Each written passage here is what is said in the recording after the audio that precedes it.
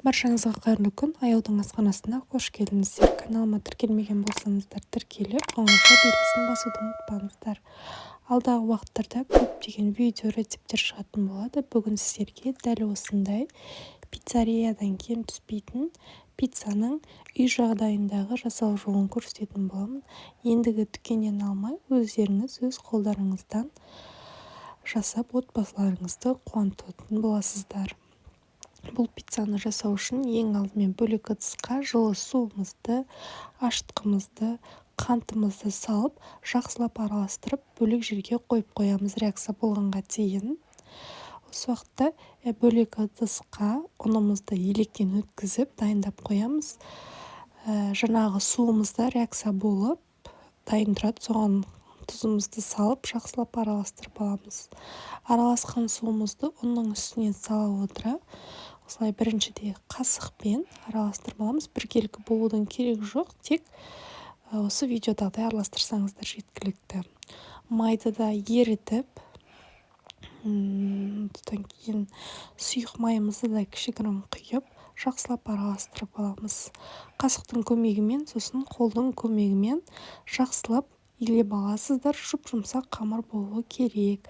Ұн немесе аз, немесе көп кетуі мүмкін. Мен 2-3 пиццадай шығатындай илеп жатырмын. Осылай қолға жабыса да ештеңе етпейді. Бетін жауып, жылы жерге көтерілгенше қалдырамыз. Ендігі біз бетіне қоятындарын дайындайтын боламыз. Мен осындай колбасамен пепперони пиццасын жасағалы тұрмын. Менің колбасаларым үлкен болғандықтан осылай 2 бөлікке бөліп алдым. Сіздер өздеріңіз білесіздер. Сырты да осылай тверкадан өткізіп аламыз. Мендегі сыр моцарелла сыры. Соусына мен тек кетчуп майонезді араластырып жасадым. Сіздер помидормен жасасаңыздар да болады. Өз еріктеріңізде, мен осылай жеңіл түрін қолдандым. Неге біздің нанымыз жақсы көтеріліп шықты. Осындай пергамент қағазымызға өзімізге керекті нанымызды алып, азғандай ұнымызды сеуіп, қолдың көмегімен, сосын оқтаудың көмегімен жұқарақ етіп нанымызды жайып аламыз. Пиццаныкіндей дөңгелек етіп жайып аламыз. Шет жақтарын басып, жұқартып, дәл осы видеодағыдай бүріп шығатын боламыз.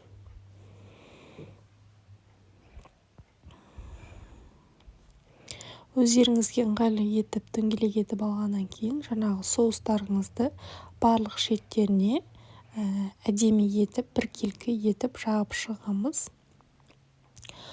Жағылғаннан кейін сырымызды әдемілеп сеуіп шығамыз. Сыры қаншалықты көп болса, соншалықты пиццамыз дәмді болады. Сырдың да сапалы түрін таңдағандарыңыз дұрыс, сонда пиццаларыңыз дәмді болып шығады. Солай колбасаларыңызды рет-ретімен қойып шығасыздар. Тек колбаса емес, помидор да қойсаңыздар да болады. Қалған сырымды осылай бетіне сеуіп, табама салып, қызып тұрған пеште 180 градуста 30-35 минутта пісіріп аламыз. Мінекей менің пиццам дайын болды. Ерекше дәмді болып шықты. Сіздер де міндетті түрде жасап көріңіздер. Дәмі деген ерекше болып шығады. Пиццериядан кем түспейді. Каналыма тіркелмеген болсаңыздар, тіркеліп, қоңырауша белгісін басуды ұмытпаңыздар. Алдағы уақыттарда көптеген видео рецептер шығатын болады. Менімен бірге болыңыздар. Сіздер де міндетті түрде жасап көріңіздер. Сіздермен болған аяулым. Мені тыңдағандарыңызға рахмет.